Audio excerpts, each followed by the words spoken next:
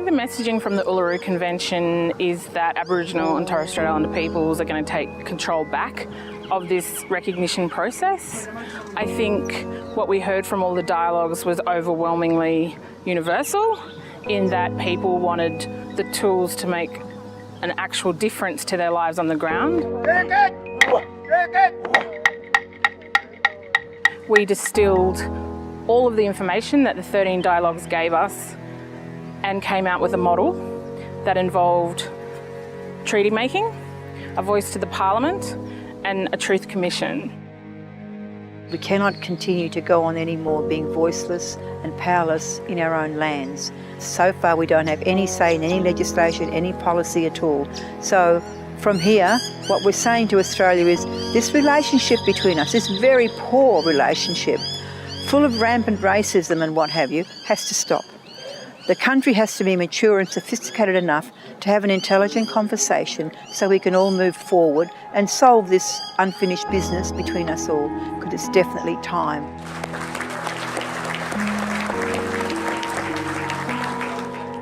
People want to make sure the truth is never forgotten, and that we as Australians, we can talk truthfully about the past. We should never let the past be a burden upon us, but at the same time, it will always be a burden if we don't face up to it. And denial is no solution to that burden.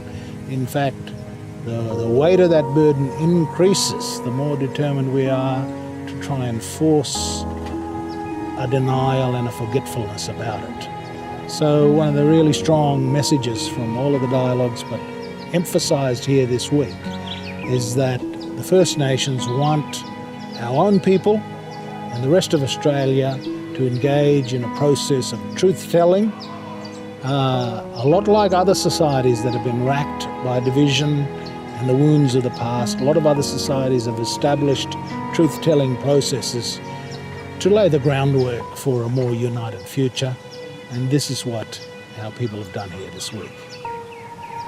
In my work as a United Nations expert, I've been able to look across, the 70 countries of the United Nations who have significant Indigenous populations and see that kind of voice to the Parliament, that kind of parliamentary institution is quite a conventional way that member states accommodate Indigenous peoples within the state.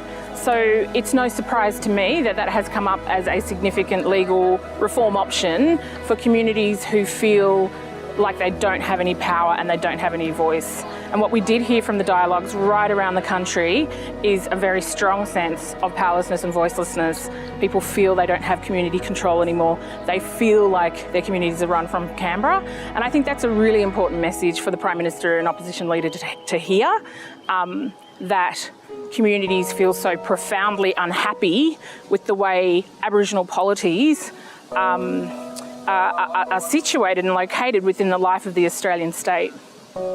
There's heaps of overlap, heaps of common ground, heaps of common themes, and of course the consensus was around us calling for a voice to Parliament, constitutionally mandated. It is a substantial proposal. It's a critically important proposal. And the message that came out of the dialogues was unanimous on this, and it was confirmed as the priority.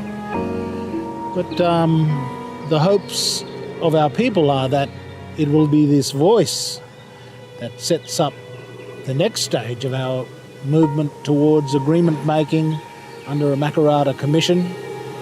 The old idea of a Makarrata is more than 30 years old. It's a well-established idea, a Yolngu name for people coming together after a disagreement.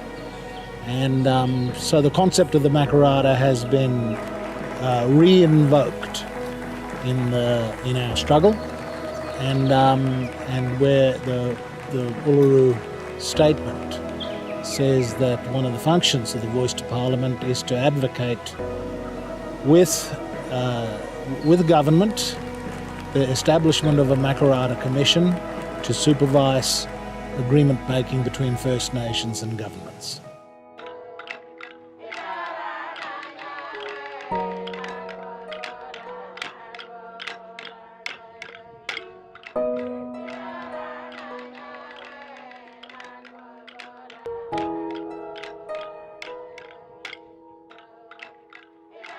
Thank you.